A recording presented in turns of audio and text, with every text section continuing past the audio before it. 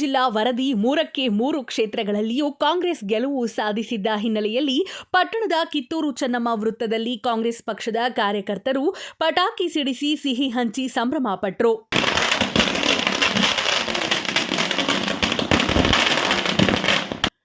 ಕೊಪ್ಪಳ ಜಿಲ್ಲೆಯ ಯಲಬುರ್ಗಾ ಪಟ್ಟಣದಲ್ಲಿ ಕಾಂಗ್ರೆಸ್ ಪಕ್ಷದ ಕಾರ್ಯಕರ್ತರು ವಿಜಯೋತ್ಸವ ಆಚರಣೆ ಮಾಡಿ ಮಾತನಾಡಿದ್ದ ಪಕ್ಷದ ಮುಖಂಡ ಹಂಪಯ್ಯ ಸ್ವಾಮಿ ಹಿರೇಮಠ ಮಾತನಾಡಿ, ಆಡಳಿತ ಪಕ್ಷ ಕಾಂಗ್ರೆಸ್ ರಾಜ್ಯದಲ್ಲಿ ಜಾರಿಗೆ ತಂದಿದ್ದು 5 ಗ್ಯಾರಂಟಿ ಯೋಜನೆಗಳು ಮುಖ್ಯಮಂತ್ರಿ ಸಿದ್ದರಾಮಯ್ಯ ಸರ್ಕಾರದ ಕೈ ಹಿಡಿದಿವೆ. ಚುನಾವಣೆ ಸಂದರ್ಭದಲ್ಲಿಯೇ ಮಹಿಳೆಯರ ಖಾತೆಗೆ ಗೃಹಲಕ್ಷ್ಮಿ ಯೋಜನೆಯಡಿ 2,000 ಹಣವನ್ನು ಖಾತೆಗೆ ಹಾಕಿರುವುದು ಕಾಂಗ್ರೆಸ್ ಅಭ್ಯರ್ಥಿಗಳಿಗೆ ಮಹಿಳಾ ಮತದಾರರ ಹೆಚ್ಚು ಮತ ಪಡೆಯಲು ಹೆಚ್ಚು ಸಹಾಯಕವಾಗಿದೆ.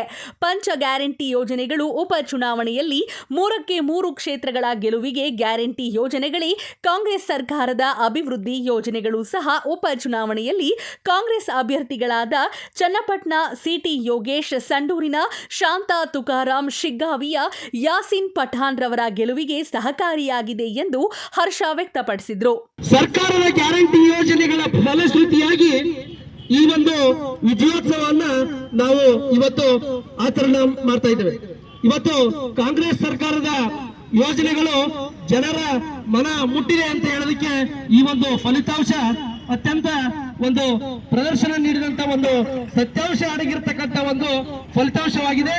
ಆ ನಿಟ್ಟಿನಲ್ಲಿ ಇವತ್ತು ಈ ಕ್ಷೇತ್ರದ ಸನ್ಮಾನ್ಯ ಶ್ರೀ ಬಸವರಾಜ ರಾಯರೆಡ್ಡಿ ಸಾಹೇಬರನ್ನ ಕೂಡ ಇವತ್ತು ನಾವು ನೆನಪಿಸ್ಕೊಳ್ಬೇಕಾಗುತ್ತೆ. ಯಾಕಂದ್ರೆ ಅವರು ಕೊಟ್ಟಂತ ಒಂದು ಮಾರ್ಗದರ್ಶನದ ಮೇರೆಗೆ ಇವತ್ತು ಸಂಡೂರು ಕ್ಷೇತ್ರದಲ್ಲಿ ಇವತ್ತು ಅತ್ಯಂತ ಒಂದು ಹೆಚ್ಚಿನ ಮತಗಳಿಂದ ಅಂತರದಲ್ಲಿ ಗೆದ್ದಂತ ಅನ್ನಪೂರ್ಣಮ್ಮ ಮೇಡಮ್ ಅವರು ಇವತ್ತು ಆ ಕ್ಷೇತ್ರದಲ್ಲಿ ಶಾಸಕರಾಗಿ ಆಯ್ಕೆಯಾಗಿದ್ದಾರೆ.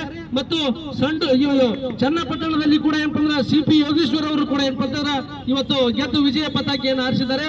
ಮತ್ತು ಶಿಗ್ಗಾವಿಯಲ್ಲಿ ಮಾಜಿ ಮುಖ್ಯಮಂತ್ರಿಗಳ ಮಗನ ವಿರುದ್ಧ ಇವತ್ತು ಯಾಸಿನ್ ಪಠಾಣ್ ಅವರು ಗೆದ್ದು ಈ ಒಂದು ವಿಜಯ ಪತಾಕೆಯನ್ನು ಹಾರಿಸಿದ್ದಾರೆ. ಇವೆಲ್ಲವನ್ನು ನಾವು ಅವಲೋಕನ ಮಾಡಿದಾಗ ಕಾಂಗ್ರೆಸ್ ಸರ್ಕಾರದ ಗ್ಯಾರಂಟಿ ಯೋಜನೆಗಳು ಜನರ ಮನ ಮುಟ್ಟಿದ್ದಾವೆ ಮತ್ತು ಕಾಂಗ್ರೆಸ್ಸಿನ ಅಭಿವೃದ್ಧಿ ಯೋಜನೆಗಳು ಏನಪ್ಪ ಅಂತಂದ್ರೆ ಜನರ ಮನ ಮುಟ್ಟಿದ್ದಾವೆ. ಸಿದ್ದರಾಮಯ್ಯನವರ ದಕ್ಷ ಆಡಳಿತವನ್ನ ಜನರು ಮೆಚ್ಚಿದ್ದಾರೆ.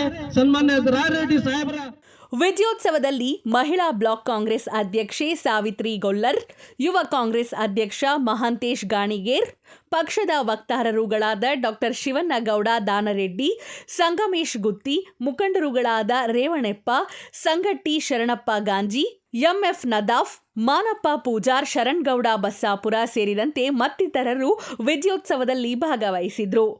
ವರದಿಗಾರರು Lokesh Benakal, Chanakya express news bureau, Yelburga.